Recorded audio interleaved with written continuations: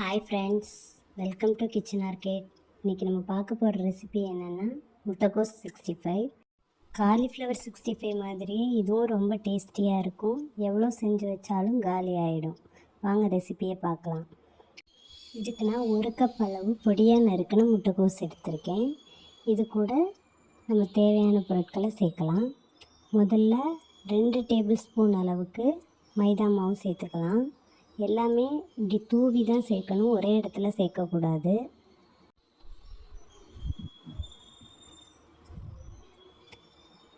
அரை ஸ்பூன் அளவு கார்ன்ஃப்ளவர் சேர்த்துக்கலாம், சோள மாவு.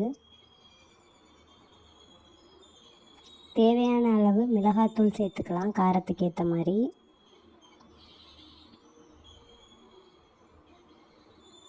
அது கூட கொஞ்சம் கரம் மசாலா அரை ஸ்பூன் அளவு சேர்த்துக்கலாம்.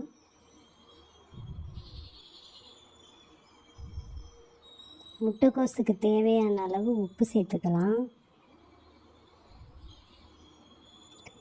அரை ஸ்பூன் அளவு இஞ்சி பூண்டு பேஸ்ட்டு சேர்த்துக்கலாம்.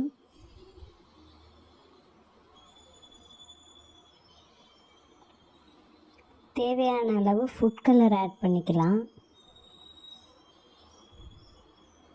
இப்போ எல்லாத்தையும் சேர்த்து நல்லா பிசைஞ்சுக்கணும். முதல்ல தண்ணி சேர்க்கக்கூடாது. முதல்ல எல்லா இன்க்ரீடியன்ஸும் மிக்ஸ் ஆகிற மாதிரி பிசைஞ்சுக்கணும்.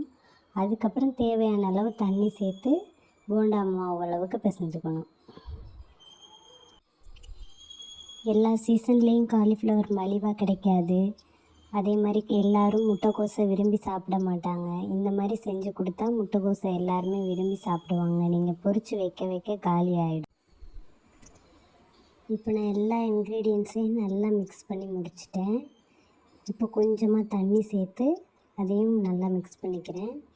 தண்ணியை ஊற்றக்கூடாது, கொஞ்சம் கொஞ்சமாக தெளித்து மிக்ஸ் பண்ணணும். அப்போ தான் பதம் கரெக்டாக வரும். இப்போ ஓரளவு பிசைஞ்சு முடித்தாச்சு. இன்னும் கொஞ்சம் நேரம் பிசைஞ்சோன்னா மாவு ரெடி ஆயிரும். இப்போ மாவு ரெடி ஆயிடுச்சு. இதை எண்ணெயை நல்லா சூடு பண்ணி கொஞ்சம் கொஞ்சமாக உங்களுக்கு தேவையான சைஸில் போட்டு பொரித்து எடுத்திங்கன்னா மொறுமொறுப்பான காலிஃப்ளவர் 65 ரெடி ஆயிரும். இந்த ரெசிபி ரொம்ப நேரத்துக்கு மொறுமொறுப்பாகவே இருக்கும். ட்ரை பண்ணி பாருங்கள், எப்படி இருக்குன்னு கமெண்ட்டில் சொல்லுங்கள். வீடியோ பிடிச்சிருந்தால் லைக் அண்ட் ஷேர் பண்ணுங்கள். மறக்காமல் சேனலுக்கு சப்ஸ்கிரைப் பண்ணுங்கள். தேங்க்யூ.